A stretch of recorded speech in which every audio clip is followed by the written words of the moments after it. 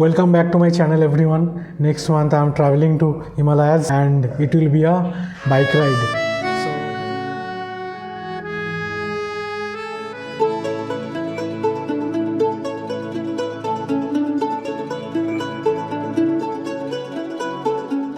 So this is something new to me. There are debates over new generation touring bikes with the Royal Enfield generations. So I thought before I go there and land into the Himalayas, so let's get a taste of that particular Royal Enfield brand and that particular model of Royal Enfield Classic. So personally I don't own a Royal Enfield, so I asked out my friend and I borrowed his bike. So I took it for a spin and it was a smooth and a new experience for me. There are some myths I have came across about the Royal Enfield and its vibration and the ride qualities, but after the ride I was pretty much surprised that whatever I felt like it's only a myth. I took a ride over 100 kilometers yesterday, so I have never felt like it is vibrating or over vibrating or doing those noises or kind of difficulty level of handling the bikes and all. I took it inside few traffic jams and all. I went between some trucks and all in the traffic. I had no such problem while riding it in between the traffics or in the highway. Apart from that, I have brought few riding gears as well for the next ride. All of them have not reached to me yet, but suddenly I have a couple of things to show it to you. It will be a different experience for me. I have not done a single bike trip in my life, and I'll be traveling solo to Himalayas. It will be around 11 days of journey. On the bike, it will be like 7 to 8 days of journey for me.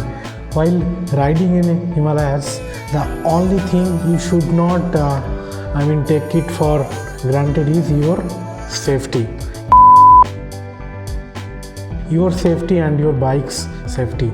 So riding proper gears is utmost important, even if it is not in the Himalayas, but always. So whenever you are taking a trip on your bike, please make sure you have the minimum riding gears such as helmets, boots. So when you are doing a long trip, you should be opting for your elbow guards, knee guards and proper helmet settings and all. So for that particular reason, as I told you, I have never done a bike ride or a long bike ride. So I have brought couple of things for my safety purposes, like elbow guard and the knee guards. This is the pack. So let me show you what is there inside.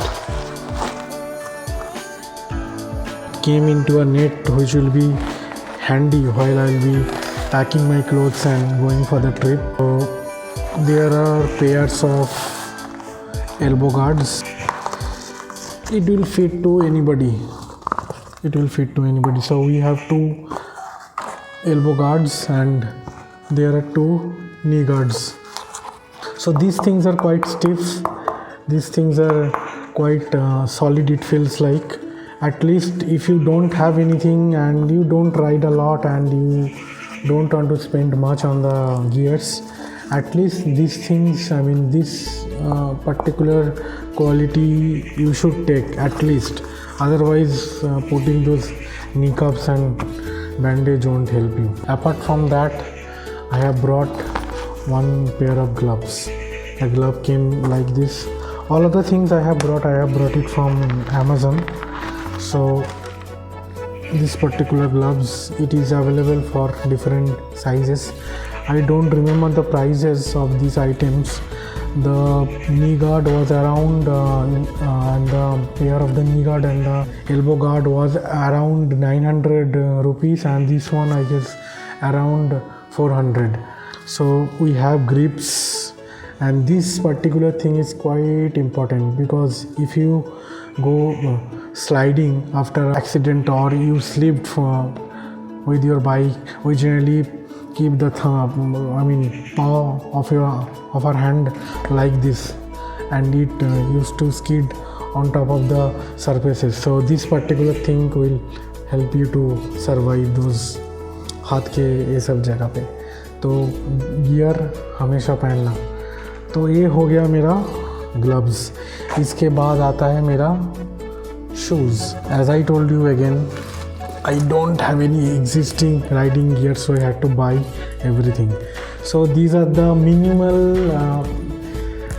which I have, which one should get. Like, it is not a proper riding gear, but it's enough.